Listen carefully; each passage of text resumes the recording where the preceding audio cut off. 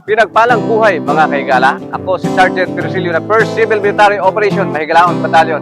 At samahan niyo ako sa ating Army Corps Community Outreach Program. Kasama ang Tash Yuritama. Let's go! Ang ginagawa natin sa ngayon, nagkaroon tayo ng Community Outreach Program. In line ito sa ating programa ng Army Cares and also the Philippine Army 129 anniversary. With that, ang ating Army Cares Program ay nagpapatibay sa ating relasyon sa ating community, sa lahat ng mga local government units and other department agencies na sumusuporta din dito dahil sila po talaga ang ating natulong sa pagtataguyod, sa paggawa ng mga activities nito.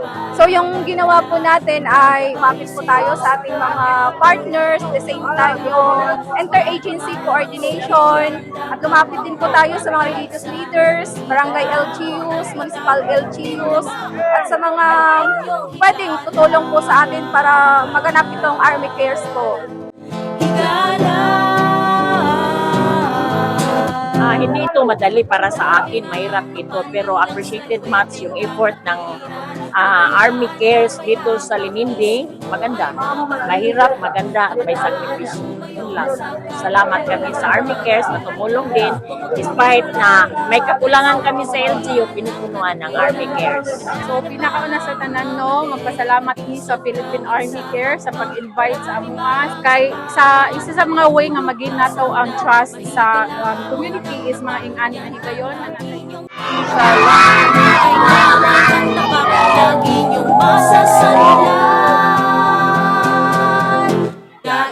Yan po ang hatid ng ating Army Corps.